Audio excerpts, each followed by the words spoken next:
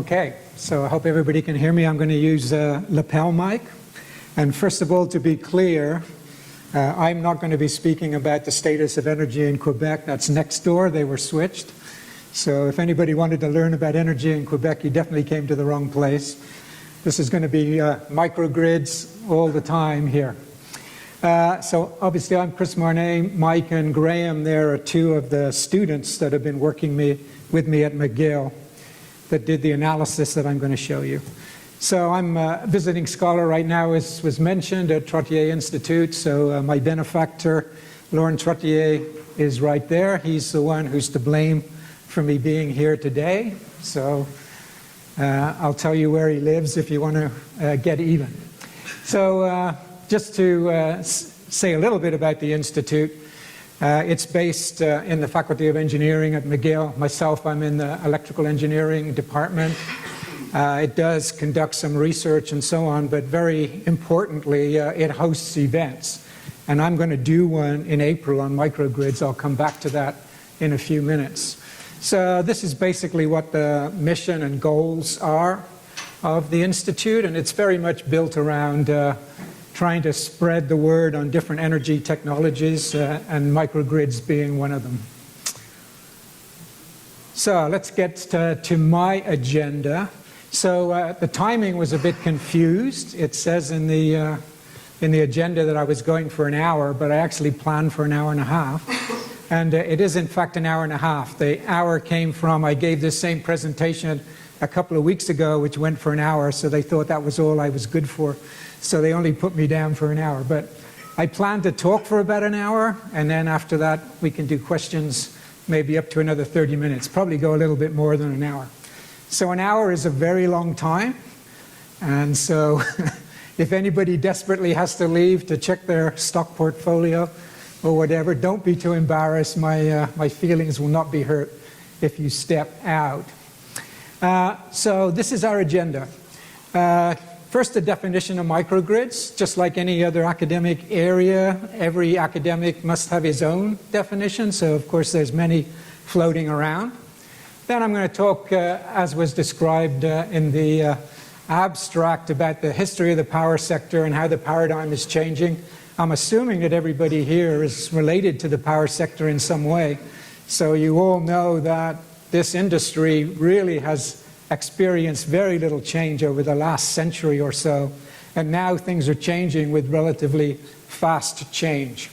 I'm going to talk about where microgrids came from, and particularly this switch in recent years away from microgrids intended for high renewable content and cost reduction and other motivations, and much more towards resiliency, which is the really big driver now. And particularly this program in New York, the New York Prize, which is ground zero for microgrid development now. I won't talk in any detail about it, but you need to know that that's going on just south of the border here. I'm going to cover 4 examples of microgrids very quickly, 2 in the US. It's on east and west coast. Borrego Springs is near San Diego. And then 2 from Japan. And these 2 countries, the US and Japan, are definitely going to be my focus. And the reason is that microgrid development has really been spurred in those 2 countries by the 2 disasters, the Great East Japan earthquake and tsunami, and Hurricane Sandy in the US. Then I'm going to talk a little bit about the kind of technical work that I did during my career at Berkeley Lab on optimizing equipment and operations of microgrids, with an example at the McGill campus, and then talk a little bit about where I think microgrid research is going from here. Okay, so first the definition. I put 3 different definitions here. As you heard, I was the convener of this Seagray working group, and this is their definition. And so I'm going to stick with it as the responsible party for this particular one. I'd better be consistent, so I'll try and use that one. There's many others that are very similar, and they're similar in the sense that they have 2 key characteristics. One is a microgrid is a locally controlled system, and the second is it can either function connected to the megagrid or as an island, connected to the main grid or as an island. And those are the 2 key features. And notice that the definition doesn't say anything about technology, scale, ownership, business model, any of these other interesting characteristics. It's all related to control and islanding. As I said, recently resilience has really come to dominate, and particularly the New York Prize program in New York State. So I added this nice ERDA, which is managing the New York Prize project definition down here. And you'll see immediately that it's very different and very much motivated by resilience. So moving on. So where do microgrids fit in the smart grid? I mean, this is one of the first questions people always ask me.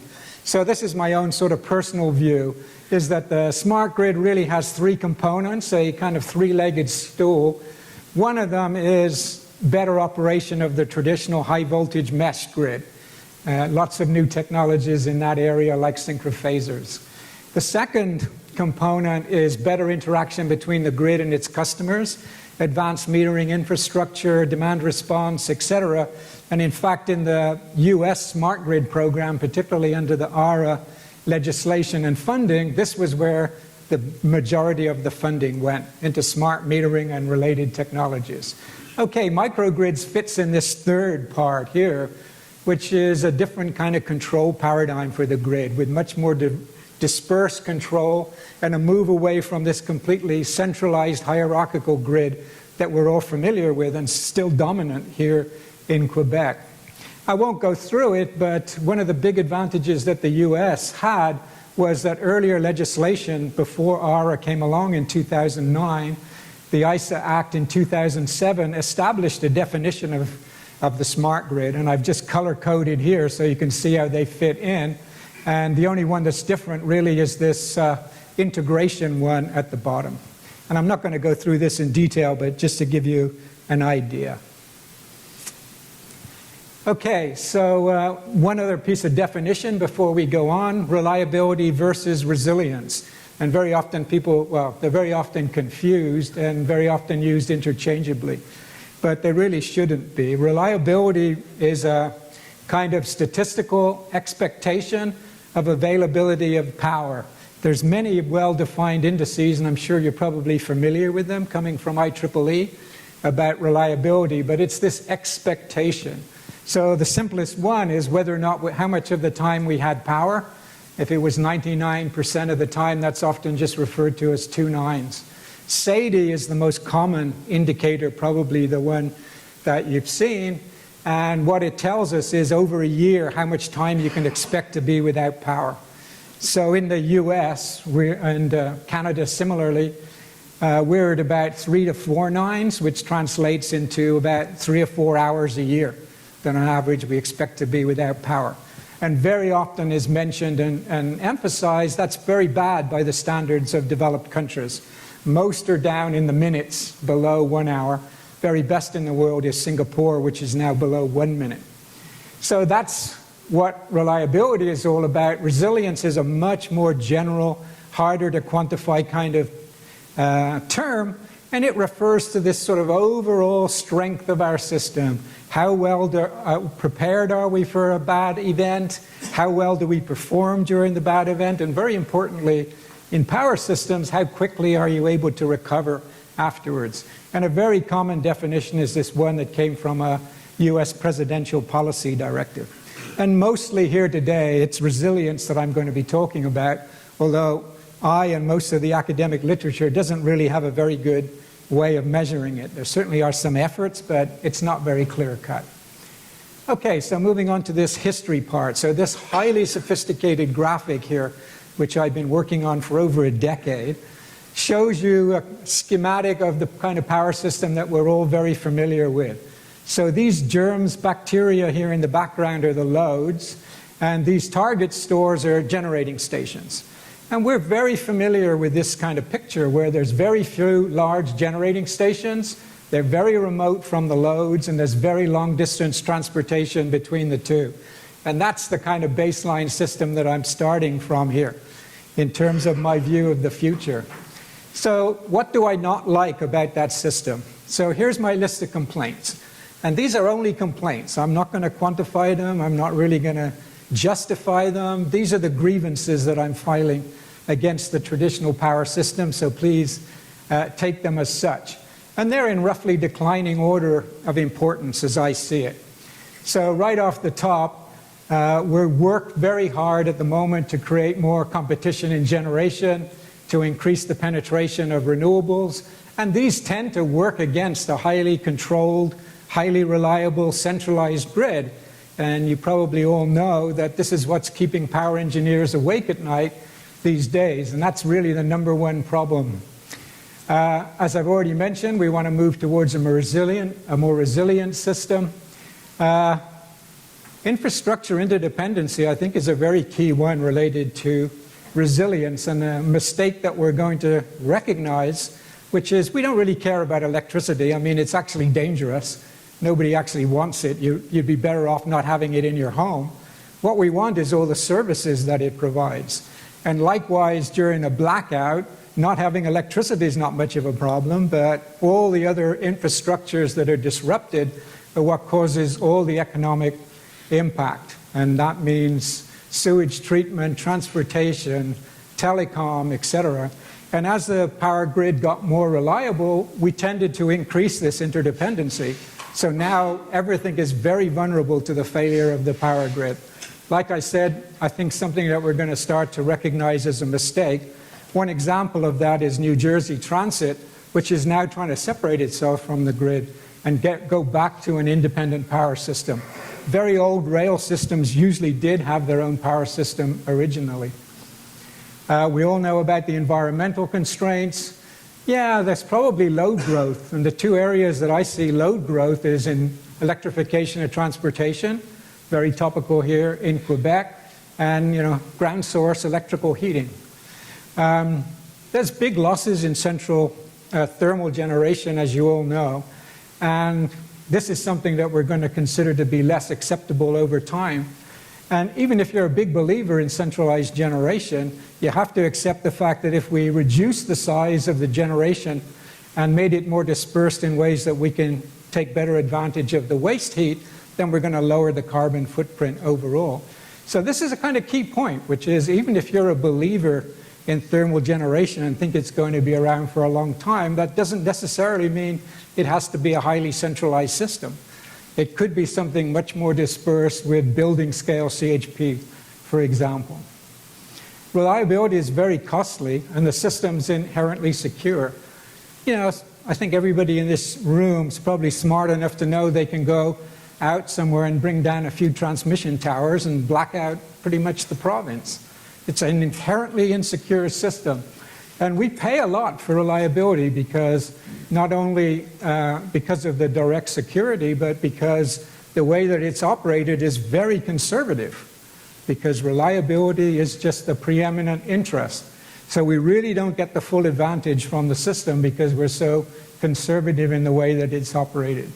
There's no line on your bill that says this is how much you paid for reliability, but actually you probably paid quite a bit. Moving on, obviously not in my backyard. Everybody is familiar with that expression. Another good one is banana. Build absolutely nothing anywhere near anyone. Likewise.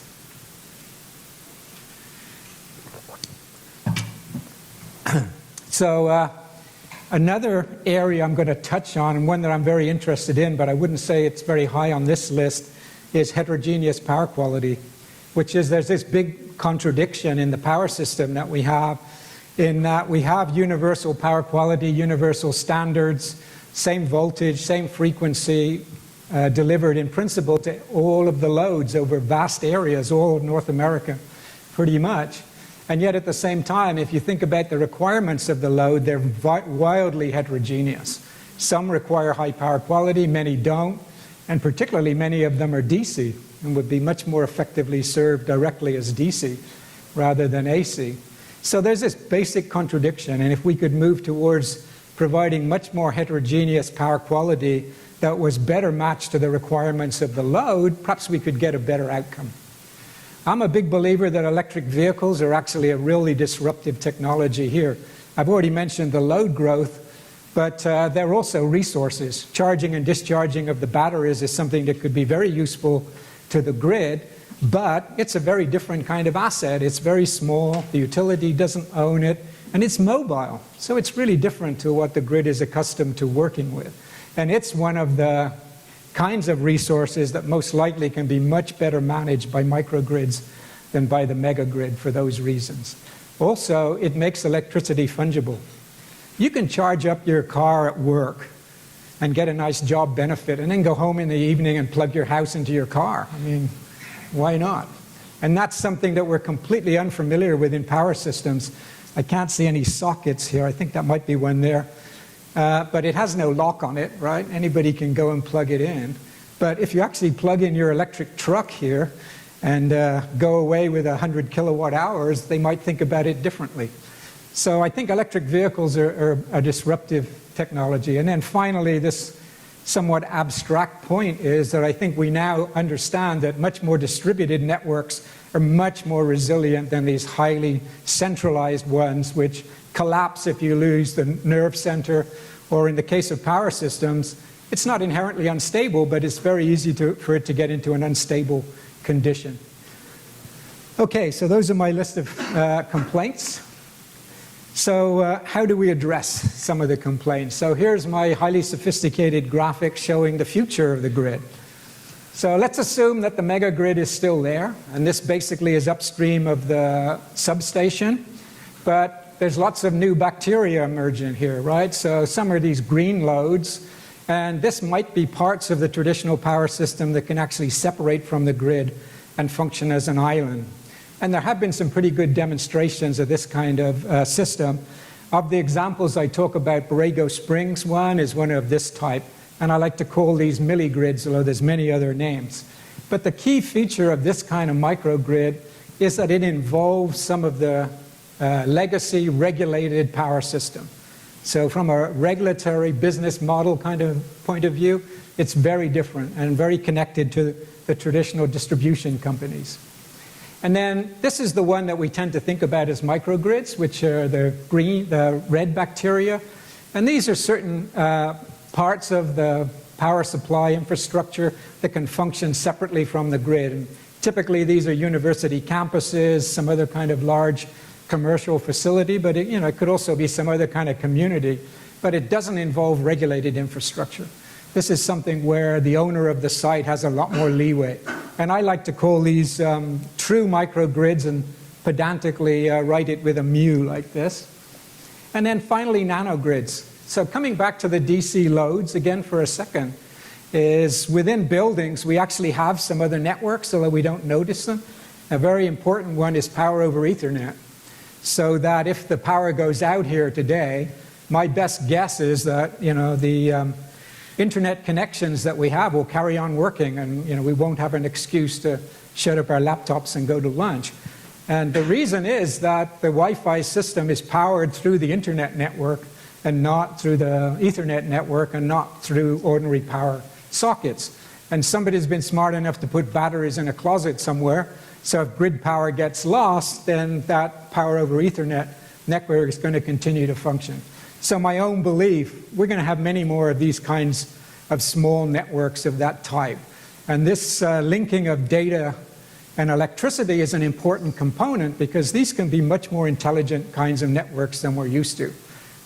One of the big fears of DC is that it's more dangerous because of arcing. Well, this is one way you can solve that problem. You can have a smart system where power does not flow until a connection is verified, for example. So I like to call these nanogrids, and please appreciate that I'm trying very hard here to be SI compliant with nano, mu, milli, and mega. So please appreciate that. And one final point, these can be nested. That you can have some customers that just have grid power, some can be within a milligrid. Within the milligrid there can be a microgrid, and there could actually be a nanogrid within the microgrid, etc. So I'm going to try and stick to this terminology. I'm not saying this is official, but it's what we had developed in CGRE. Okay, so people always say, please show one slide that explains why people are doing this. So this is my effort at the one slide justification for microgrids. So here you can see what I think are the main drivers, and I put a couple of graphics in here to make it a bit less boring. So obviously reduction in direct costs, inevitably a driver, reduction in indirect costs, emissions, etc., or increased renewable fraction. And this, we'll come back to this. This was a very important driver early on in the Japanese microgrid program, for example. And then reliability and resilience. These two graphics come from commercial consultancies, and they're just different forecasts of the future. This one from Navigant, they keep a database of all the microgrid projects underway at some level, right from design to commissioning, and this is their cumulative estimate of the market size based on all of those considerations. And as you can see, it's completely dominated by North America, 44%. And a lot of this has to do with the aftermath of Hurricane Sandy. And this is really North America dominates at the moment. Within Asia Pacific, 16% is actually Japan alone, the second biggest market for sure. Not much action in Europe, although it has been coming on a little more strongly recently. Okay, so moving down to these other justifications. Now this one's really complicated. So a microgrid is not only a technical actor, it's an economic actor. So this talks to the issue about what would be the opportunities such an actor may have. A big one is that it's going to be potentially at a size so it can function directly in wholesale markets. Typically, to participate in a market like the California ISO, you have to have about a megawatt of load. There's different ways that you can aggregate loads to become a market participant, and a microgrid is one of those. This other part about ancillary services is really important here. So open markets in California are not only energy, but they're also ancillary services. So you can sell standby power to the California ISO, and it turns out that some of those ancillary services markets are very lucrative, particularly the frequency market. So a microgrid is able to take what might be very small, might be very heterogeneous local resources and integrate them and present them to the market in a form that fits in with our current market structures and our current power grid. And this is a very important point. Another thing that keeps power engineers awake at night is worrying about all these small resources. PV systems on people's roofs, electric vehicle batteries, as I already said, demand response, which is not reliable and very dispersed. If those can be better managed more locally, integrated locally, then what gets presented to the grid is much less problematic for the markets and for the operation of the grid.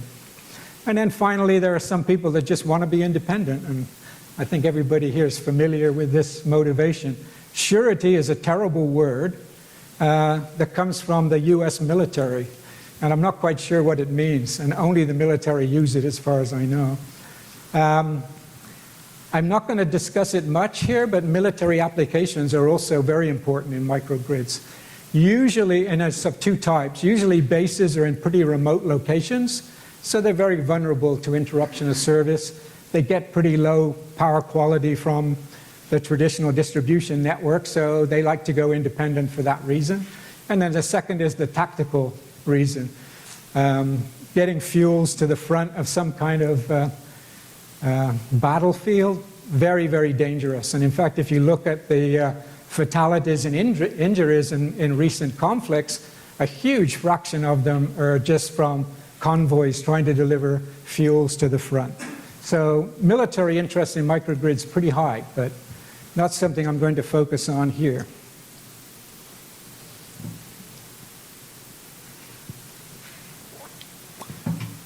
So this is my history of development of the phase one of microgrids, and they're bookended by these two big events, signing the Kyoto Protocol and then the Fukushima accident following the Great East Japan earthquake.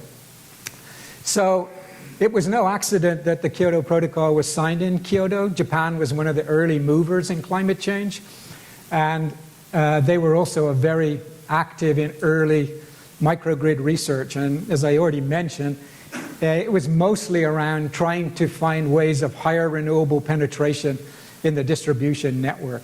Japan doesn't have many opportunities for very large-scale renewables, so this kind of dispersed renewables, dispersed control, was something that they really took the research lead in. There was some action in Europe, particularly on island systems in Greece, for example, and it was fairly consistent. But this was the first big program that really had a big effect. The Sendai example that I'm going to show you started out under this NEDO program here, but morphed later, and I'll go into that in more detail. And then there were a lot of other projects. This BC Hydro one was in fact a milligrid. Boston Bar, I think, is the name of that feeder, if I'm correct, and a lot of other isolated ones, and a lot more activity in recent years, particularly in Korea and China. This SPIDERS program here in the US, that was the military microgrids program, and it's still going on in various forms. This RDSI was a US DOE project. Don't worry about what RDSI stands for. It was just a bureaucratic name of a part of the US Department of Energy, and unfortunately, forever it's going to be identified with this particular program. The Borrego Springs example I'm going to show you started off in this program. Okay, so Fukushima ended this because suddenly the focus completely shifted towards resilience, and that was the end of this first era of microgrid development. So I won't go through this in much detail, but after the 2011 earthquake and tsunami, it had a dramatic impact on policy making in Japan. And the key aspect that I find the most interesting is that the whole microgrid idea got out of the hands of energy nerds like ourselves and started to penetrate in other parts of the economy. Industrial facilities wanted to be microgrids. The Ministry of Education wants its schools to be microgrids. And the Ministry of Environment started its own demonstration program. And the Higashi Matsushima example I'm going to give you is one of those. One indicator is, as far as I know, Japan's the only country that has a Minister of Resilience. And it used to be Eriko Yamatani, and she was a really colorful character. She's a Catholic, even though she's Japanese, and her main policy objective was to eliminate sex education in Japanese schools. But, you know, as a sideline, she also was the Minister of Resilience. She was replaced last summer by this much less colorful replacement. And I won't go into any more detail on that. Okay, so a little bit about the New York Prize. So this is something that you should be paying attention to since it's sort of in your backyard, and it's probably the most important microgrid program going on at the moment. And what I find most interesting about it is it's a really fascinating piece of public policy. They had a budget of about 40 million, and they chose to have this three-stage competition to distribute those funds. In the first stage, they funded 83 projects at about 100,000 US each, and those are all available on the NYSERDA website. You can go and read through them and see what they look like. We're just here now waiting for the next projects, 8, to be announced, which will each get $1 million to move on to some more engineering design. And at the end, they do intend to do some build out of these microgrid demonstrations. But this is a huge project, and I think from a policy point of view, it's been very influential. So it's certainly what to pay attention to at the moment. Okay, so into my examples.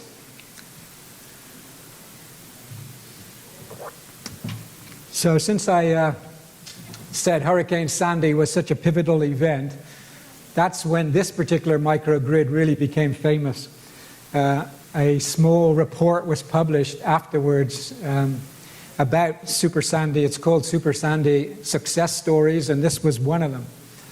So New York University is right by Washington Square. This was one of the areas in Lower Manhattan that was blacked out following Hurricane Sandy. Everything south of 10th Street, I believe, was blacked out, and this is about 4th Street here.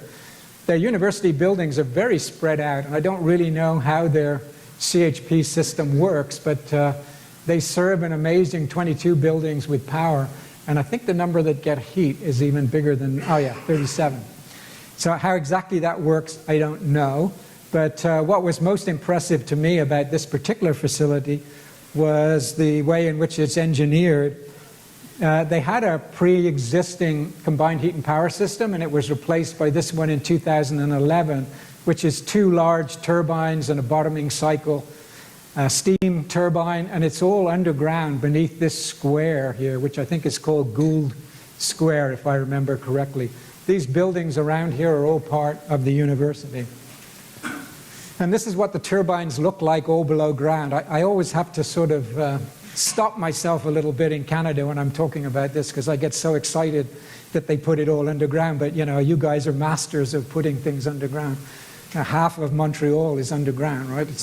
There's another part that's turned upside down. So this might all seem Bush League stuff to you guys, but I was very impressed when I saw it. There's a tiny control room with these elves deep below ground managing this system. I mean, it's this, you know, this is about the size of an apartment kitchen. It's very much like working in a submarine. And this is the most amazing part to me, which is that this service elevator, it's about the size of a small car, is the only access that they have. So all the maintenance of this equipment all comes in through this tiny elevator here that just goes straight up to the street. So I'm very impressed by that one. This Borrego Springs is a project that I'm involved in myself.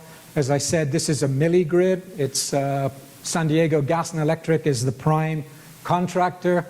This started out under that RDSI program as a demonstration on how to lower peak load and congestion in distribution networks, but morphed for other reasons that I'm going to show you into a resilience demonstration as well. Borrego Springs is up here in the northeast of San Diego County, and it's in the middle of a large desert park, very, very sensitive area environmentally. And there are very strong restrictions on their ability to upgrade the traditional distribution network here. And that's the reason why they were so interested in load control here. But one of the key points about this system to note is that it's two-way congestion, because there's 2 large solar PPPs in this valley, and their output exceeds the capacity of the one line that they have coming in. So this is a very interesting example where there's congestion in both directions, and I think this is something that's going to become much more common. As you know, central station PV is growing very rapidly. It's the fastest growing area of PV deployment. Very hot location, as you can imagine. Days over 40 degrees, pretty common in the summer here.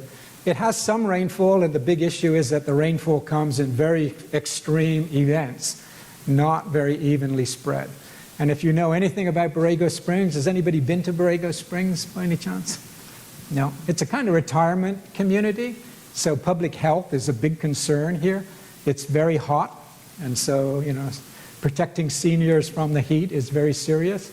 And if you know anything about Borrego Springs, you will have heard about these fantastic welded sculptures. Ricardo Braceda is the artist, and he is actually a local artist in Southern California. So this is just a few key points about the project. San Diego Gas and Electric. God, I just read something, I forgot where it was. I think it's in the book, The Grid. I've been reading it recently, but San Diego Gas and Electric was described as the most progressive utility or something like that. And certainly the 2 big ones in California, I would say, are San Diego Gas and Electric and SMUD, the Sacramento Municipal Utility District. It started off under RDSI, as I mentioned. There were 9 projects in that program, and the goal originally was peak load reduction. Again, there's this congestion in both directions on this line.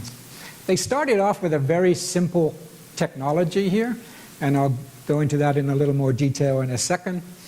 But it's a pretty rare example here of a traditional utility really embracing microgrids and really trying to get into the resiliency game. So this is what they did. At the Borrego Springs substation, they added some batteries. This is recent. Initially, they just had these batteries, and these are SAF lithium-ion batteries, you might be familiar, and they installed some mobile generation. So this is very low-tech here, basically. It's a very utility-centric kind of way of solving the problem. Okay, we'll add more generation at the substation. was the way they approached it. Very sensitive area, which is shown by the fact that they have all of these measures here to protect any spillage of the diesel. They have a little barrier here. They have these to collect any spills. And this part of the fencing here is operated by a sensor. And when this sensor feels that there's a flash flood approaching, then it opens this gate. So the water supposedly goes straight through the substation without causing any barrier or any damage. So very, very close attention to detail here because of the environmental sensitivity of the region. So this is the event that changed everything at this particular site. They had a flash flood in September 2013. This shows the intensity of the storm. It was a hot day. They had severe thunderstorms, very localized in this area, and it took out the power at around 2 p.m. on that day. Very high winds, as you can see here, and lots of lightning.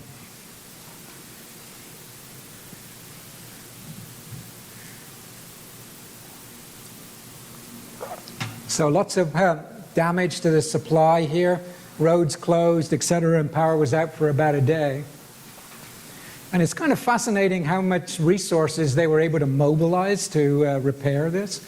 And I think that's one of the lessons here, which is that if this had been a much more generalized disaster, earthquake, hurricane, or whatever, they just really would not have been able to restore power as quickly as they did. So this is how their microgrid performed during that outage. And, you know, realistically, it's not that impressive. It's very low tech. So when grid power was lost, there were several hours that the village was black. And this is very low tech. The technician has to go out there, change the switching and so on at the substation, try and get the generator started, which, you know, they managed to do.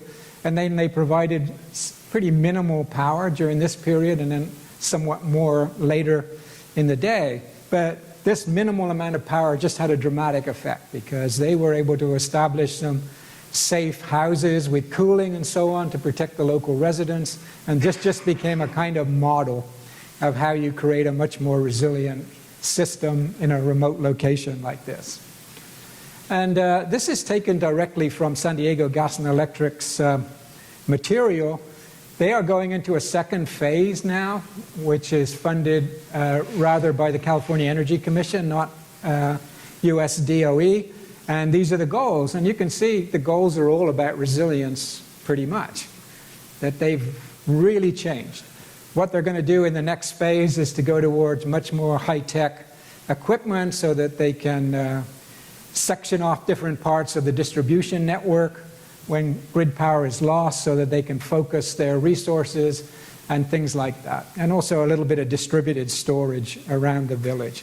But you can see their motives have completely changed. Okay, Sendai. So if you've read anything about microgrids, this is probably the one that you've heard of. And I would guess a lot of you have seen this picture. Very famous picture of the energy center at Tohoku Fukushi University in Sendai. This is a small medical campus. Tohoku is the region. Fukushi means welfare. This is a training hospital here. These are student dorms. And then in front here are classroom buildings and so on. So in what they did here, NTT Facilities, the gigantic phone company, was the prime on this project. They installed some natural gas-fired generators, a fuel cell that was later removed, some PV, etc. But what's fascinating about this project is what's inside this little control room here at the back. And what's inside that is everything is DC.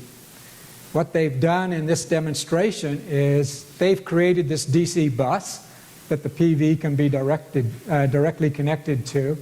Other incoming AC sources are rectified to DC, and then loads downstream of that DC bus are then all served by inverters. So this is a way in which you can very tightly control the quality of power. And so the way that these NEDO demonstrations were organized, different ones of those projects had different parts of microgrid capabilities to demonstrate. And this one was intended to demonstrate multiple power quality or heterogeneous power quality within this facility. So There's different ways you can control power quality. One is you can just take grid power straight from the grid. That's what happened on this circuit. You can try and clean it up and make it somewhat better, and that's what they did on this circuit and this one. And as I described, these other very high quality circuits are ones where they're really clean because everything is rectified to DC beforehand. And a lot of DC loads, all the loads in that building, air conditioning, fans, lighting, data, acquisition equipment, etc. It's all DC. And so this is a way that you can prevent problems of AC from propagating close to the loads. The quality of power coming in here could be absolutely terrible. And these loads down here are still going to have very clean power. Okay, so this project, which was started off to demonstrate heterogeneous power quality, just like Borrego Springs, you can see a trend here, became a star after the Great East Japan earthquake. Here's the epicenter of the earthquake. This is roughly the part of Japan that was blacked out, and you can see Sendai pretty much in the middle of it. So this is what happened during the blackout. It was roughly 2 days that they were without power in this area, so anybody relying directly on the grid had 2 days of blackout. Their natural gas generators were out for about a day. They were able to get them started, and then they were able to provide both heat and power to that hospital building and some of the other buildings. So again, same kind of story here as Borrego Springs. You know, not particularly tremendous performance, but you know, given the nature of the conditions and given the fact that the hospital is a very important first responder kind of load, this had a big impact that they were able to do this. But this is what I find most interesting about this project, which is this DC grid that they had never went down because it had battery backup. So there was quite a lot of physical damage to the generators. They were able to fix it, but the key here in part was their control system and their data acquisition system and so on never was down because it was on this separate DC. So, you know, it's a test question. Now, can we call this a nanogrid? I would say yes. This is exactly what nanogrids can do for you. And then you can see what happened on the other circuits. Actually, one other thing I should mention, notice that they were able to provide a lot of service once they got their engines going again. So it was a very, very impressive performance. One of the secrets of their success is that their natural gas supply never went down. So since I'm from earthquake country, that this is very important and close to our hearts. In California, we assume if we've lost grid power following an earthquake, we've also lost the gas supply. And that's not true here. And it's because in this and many other Japanese cities, they have a very robust system under which the natural gas distribution network is set up so that following an earthquake, all the low pressure system shuts down, just as it does in California. So individual buildings, residents no longer have any power, but they have a high pressure backbone that stays up. So what happened in this particular instance was 2 big gas storage facilities that they have down near the port were knocked out. They didn't suffer any tsunami damage, but they suffered earthquake damage and were out of commission. But there was another storage facility here in central Sendai, and the actual campus, which is up at a bit higher altitude over here, was able to receive gas from this particular storage facility and performed as you saw. This storage was not that large, and after a couple of days they were able to make a separate connection to a different prefecture and receive gas from outside. Okay, Higashi Matsushima.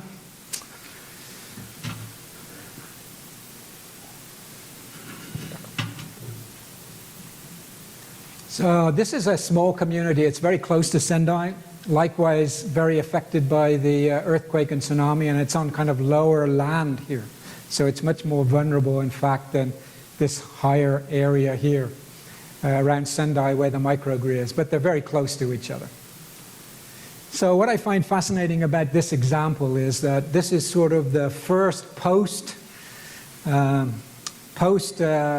Fukushima demonstration. This is one of those Ministry of Environment demonstrations that came about only as a result of Fukushima.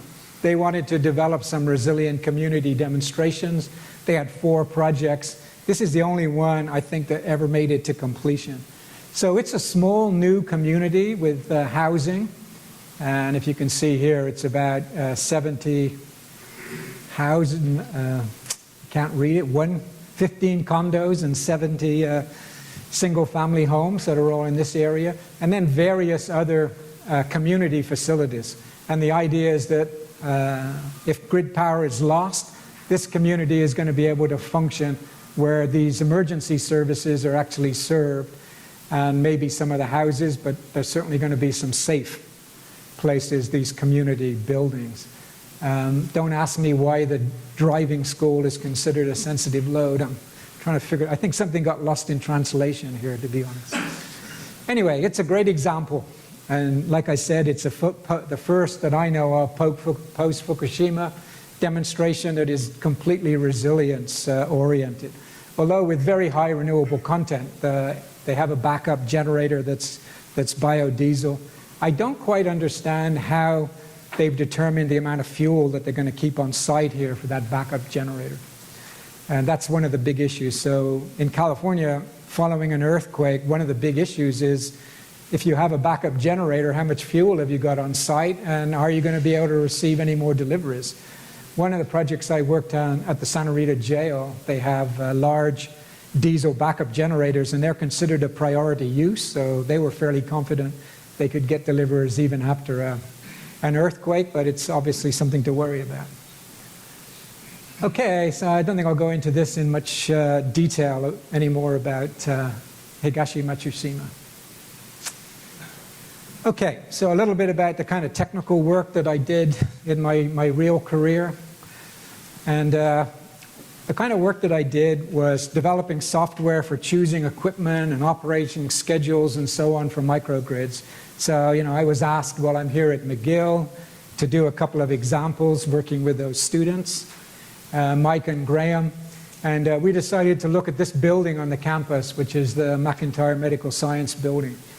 And many people, I'm sure, recognize it because from Montreal, you can actually see it if you look down towards Montreal. And it's got this very characteristic circular appearance. 30,000 square meters, 16 stories. There's a lot of lab space in this building, but also just open study areas, a couple of lecture theaters. In these kinds of student buildings, something to look for is how much food service there is, because it has a big effect on the energy footprint of the building. It has a small cafeteria, but very, very small, not a big factor. Okay, so this schematic here shows the software that we developed at Berkeley Lab. So this schematic is showing the flow of energy from the commercial fuel input to the building to meeting the end-use requirements over here. So basically, DIRCAM, as was mentioned in the intro, starts from these service requirements and works its way backwards to try and decide what equipment you're going to have, what other sources are attractive, maybe PV, ground source or whatever, and then how much commercial fuels you need to buy, and whether or not you can trade back and forth to the grid. So what DIRCAM does, it's a mixed integer optimization. It looks at this problem and it just makes a snap solution. At one point, what's the best equipment that we can have at all of these points? How much commercial fuel should we buy? What other kinds of local fuel should we use so that we can meet these end-use requirements, typically at minimum cost, but can also be minimum carbon footprint, or can be some sort of mixed objective of multiple objectives, and that's typically some sort of weight between how much we care about money and how much we care about carbon. And the reason that that's particularly important is knowing that trade-off, how much more do I have to spend to lower my carbon footprint, is very often what managers and developers are most really interested to know. So in this particular building, these are the kind of assumptions that we made. The university pays about 5 cents, but there is a pretty stiff demand charge. This is a summer peaking building. It's about over 2 megawatts in the summer, 1 in the winter, and so this demand charge is actually has quite a big influence on the result. So, right away you can tell, well, this really isn't meeting Hydro-Quebec's goals, because the purpose of the demand charge, as far as they're concerned, is to lower usage during the winter peak. Here we have a summer peaking building, so the technologies that they choose here are going to be driven by this summer peak. We assumed about 650 gigajoule for natural gas and biogas at this site. The electrical supply here is all carbon-free, as you well know. What we did here was we assumed, okay, if we displace a kilowatt hour from Hydro-Quebec, then maybe they can sell it into the New England market, and in the RGGI allowance market, it's about 350 a ton of CO2. So it's still a very low carbon price here that we added. And we did look a little bit at reliability, and we put a pretty big outage cost here. These kinds of commercial buildings, particularly with labs like this, usually considered a pretty sensitive load. And this is a standard, this is, I converted from US dollars, it's pretty standard for what you would use for a building of this type in the US. And then we looked at a lot of sensitivities. Particularly, we looked at how much damage is natural gas doing. And this is a very important point. For those of us like me that have been in this business for a long time, we've been trying to justify microgrids because burning natural gas and with CHP, as I mentioned, might be more efficient, is a very big asset if you can displace power from the grid that was generated with coal. And this really drives microgrids in some places, particularly China. As you heard, I work a lot in China. And there the grid is very coal dependent. So it's a very big effect. But this has been completely eroded now by literature that claims that the upstream fugitive emissions of methane are actually doing more damage than the coal in some cases. So based on this survey paper, this is about the emissions that you'd assume just for burning the natural gas. And in this paper, he's got a range, and the very best, he claims, is that we're in this range, which is about the same as liquid fuels. And in the worst case, we're somewhere here, which is 4 times as bad as coal. So this really blows the benefits of natural gas out of the picture, and that was why we focused here somewhat on biogas.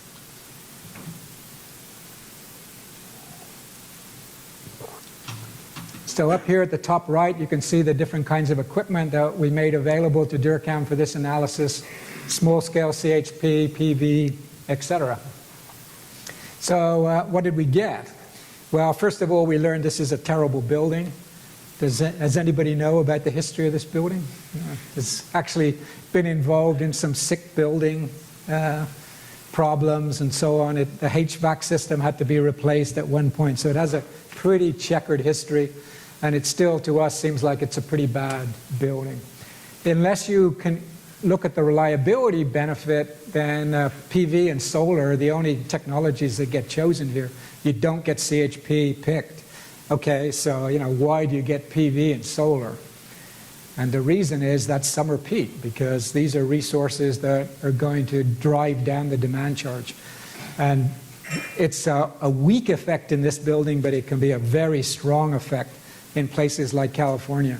When buildings get to be more and more efficient, you're actually not buying much energy anymore. So displacing energy from the grid, turns out to not be worth that much.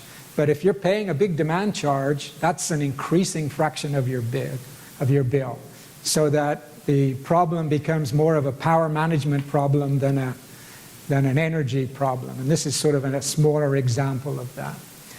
When we looked at some of these worst case scenarios, like the upstream methane emissions were pretty bad, and we also upped the carbon allowance price here, then we did get quite a lot of biogas CHP, which is more or less as we expected. Likewise, if you start to worry about reliability, then you do get some natural gas CHP here. So this is 2 nines here. I don't know what it is at this site, but it's probably going to be 3 or 4 nines. So this is pretty bad reliability compared to what they actually experience here.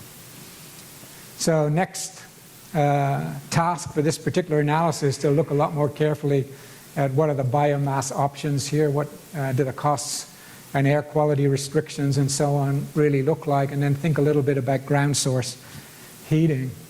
It's a very challenging site Avenue de Pin is up here. This is about 20 meters below at the bottom part of the building. As you can tell here, it doesn't have much roof space for PV. We're at the footprint constraint there with that PV adoption. And there's not much option for ground mount or anything like that. So it's a very challenging site. Okay, so the last few minutes here, I'm just going to talk, as I said, that's the end of the examples and DIRCAM work. I'm going to talk a little bit about some of the research areas that I think we haven't made much progress on. I've obviously been in this business for 15 years, and if no progress has been made, probably I'm partially to blame, so this is also a confession here. This is the business that we've not managed to get done. So this is another way of looking at reliability. So here's time on this axis, and here's nines of power availability here. And I'm expressing this in nines of availability, but you could equally well draw this with power quality or some other characteristic on this axis. It's just that we don't have a very good way of measuring those other characteristics of power. As I mentioned earlier, Singapore is about the best today. You can see they're way past 5 nines, and they're about a minute a year. So a baby born in Singapore today, the odds are, probabilistically, it will not experience an outage during its lifetime, which I think is just amazing. There's some natural reasons for that. It's obviously a very small system, very compact. And then many years ago, they made the aesthetic decision that they were going to have all underground lines. So the lines that they have are not very exposed. And then in more recent times, they made a policy choice to try and have extreme gold-plated power so that they could attract various financial and other industries to the island. So they have massive redundancy in their generation system as well. So it's not surprising. And US and Canada are down here. So this is my short history of the power system. Obviously started off with isolated systems, but what really characterized most of history is integration over bigger and bigger regions, improvements in equipment, on operations, etc., so that reliability is slowly eased up. There was a lot of stress following the Northeast blackouts in the 70s, and that was when backup generation at hospitals and so on was first required as code. And so there was a little bit of a push towards a more distributed system following that. Then the question is, where are we going from here? And I would say 15 years ago when we started in this research area, nearly all power engineers would have said, oh yeah, we need another revolution here. We've got to have another revolution that's going to drive our power system up to stratospheric reliability. Sigma 6 is often referred to in the literature, and that would be 30 seconds a year of outage. So when people slip by you sigma 6 or 6 sixes, bear in mind what that really means in terms of grid performance. Okay, so here's again the future that I like a little better, which is we should solve this very high reliability issue in a more dispersed, localized fashion. So I've said there's lots of motives for microgrids. It might be renewable integration, etc. It may be that we'll have some very low power quality microgrids if there happens to be a local resource that's not of interest to the megagrid. And where we see that is places like sewage treatment, where they have biogas, really not that interesting to the utility, but certainly is adequate to drive some engines for local electricity use. This is focused on high power quality applications, which is what drove the thinking maybe a decade or so ago. So to drive to higher levels of power quality, I'm just saying try and do this in a more dispersed way, and then think about heterogeneous power quality. Not all loads really need gourmet power. We're obsessed with this notion that they're going to force foie gras down our throats because that's what's known to be good, whereas most loads actually don't need that. And again, what's causing lots of heartburn is that actually the performance of the grid is declining. Not dramatically, but there's certainly evidence that it's deteriorating. Okay, so this asks the question, if we have microgrids, how does that change your thinking about reliability in the megagrid? So really bad system in the world today would be down here at 1.9. As we've discussed, North America, we're somewhere over here. Be great if we could get to perfection somewhere like this. So this curve shows you the cost of unreliability. So if we had a system like this might be India today, we know there's all kinds of economic consequences. And if we could get to perfection here, then there'd be no cost of outages. We'd need no backup generators. Life would be blissful if we could ever get there. But while we tend to focus a lot on this curve, we never talk about this one, which is how much is it costing us to get there. And we actually don't know that much about it. We know something about the physical properties that will improve reliability, like undergrounding lines and redundancy in systems and so on. But as I said, a lot of the problems really are just conservatism. Because reliability really is the dominant concern, we really don't get the best out of the system that we possibly could. And one thing that we do know for sure is if we try to get down to here, then these costs are really going to take off over here to try and get to perfection. So you've all taken an economics class, so you know when you see two curves like this, you add them up, and then you look for the minimum, which is where society should find itself. And to be provocative here, I've drawn it so it's lower than we are today. Now, I'm not saying reliability is a bad thing. Reliability is a good thing.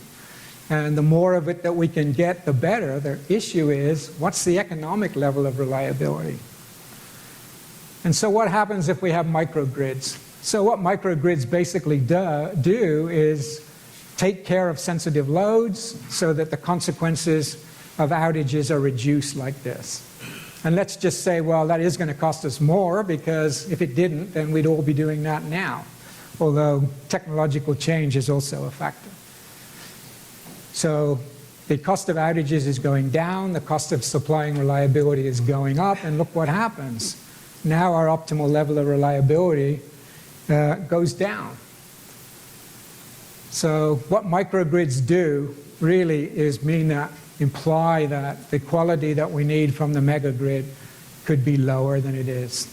And what I find most frustrating about this particular diagram is, of all the information here, the only thing we ever really talk about is how much do outages cost us, which is about $80 billion, $100 billion in the US a year, something in that range. So we're obsessed with this number and trying to desperately move out here into this corner, and then forget about the rest of this diagram. And then back again for a few moments to heterogeneous power quality. As you can tell, this is one of my favorite topics.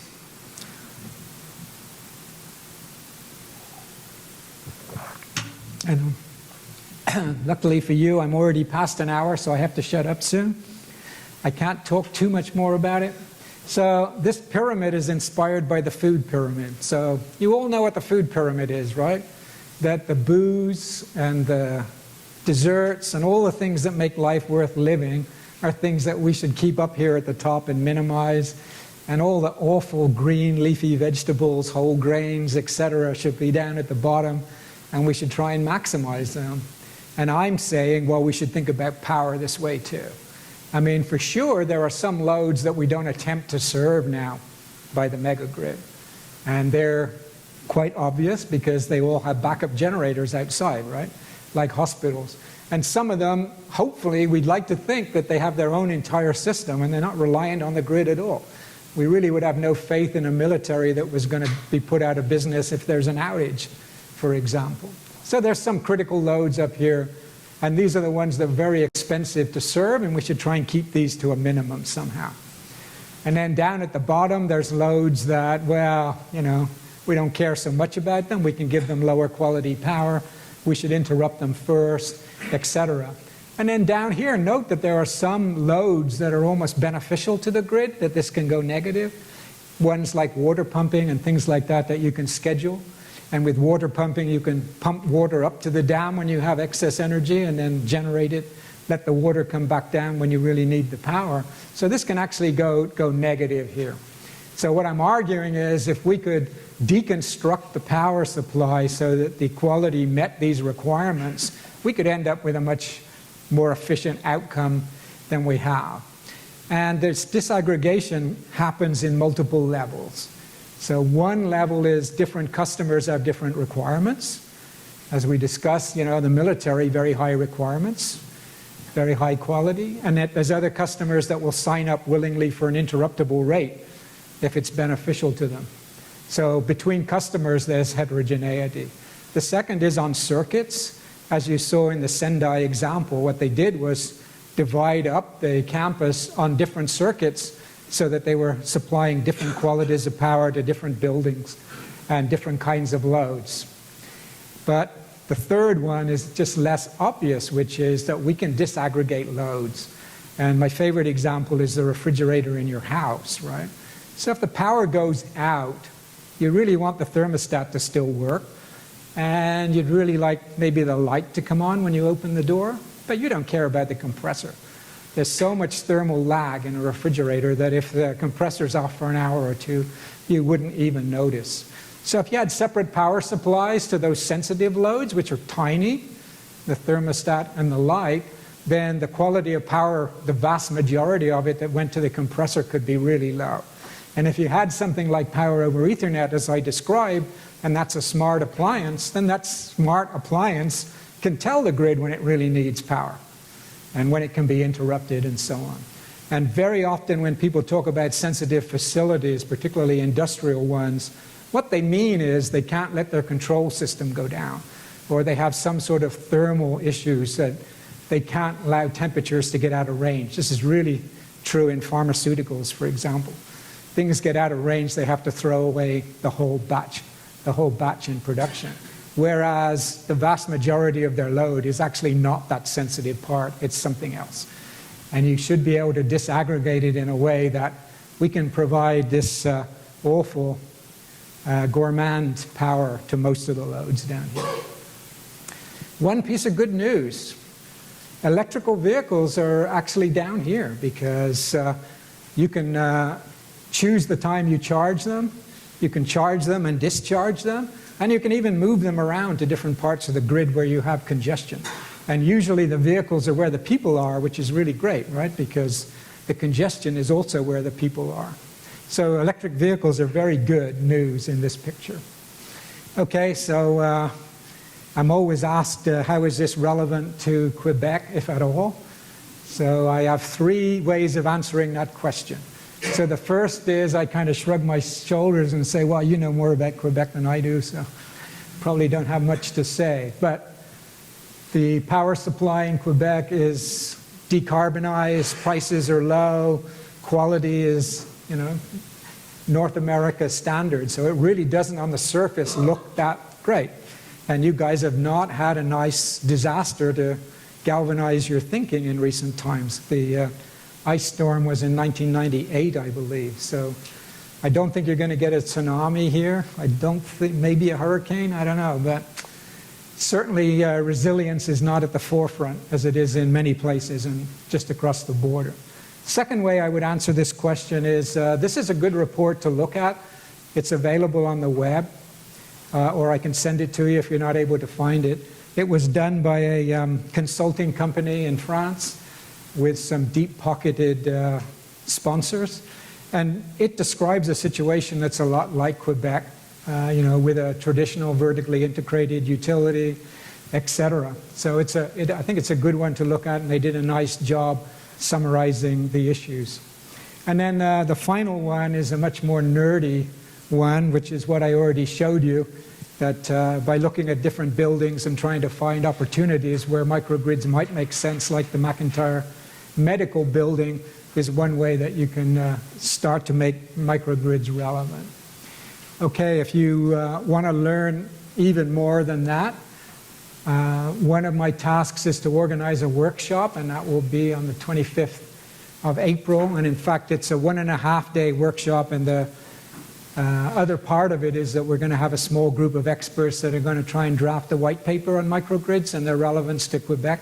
So if anybody's very interested and has a day and a half to spare, please contact me and I'll invite you to join that group. If you want to follow some sort of commercial news, I would recommend this one, Microgrid Knowledge, and you can certainly sign up for free. And then finally, if you've never been to Australia, as was mentioned, I was the chair for many years of the International Microgrid Symposium. I'm not the chair, but still involved in it. We're on our 13th now, and that one's going to be in Newcastle, in Australia, in November. So we'd love to see you there. It's by invitation only. The past presentations, posters, and so on are on our website. But you won't see any information about the next one because it is by invitation. If you want an invitation, now that you have completed my class, you are considered microgrid experts, and so I will definitely give you an invitation. And merci.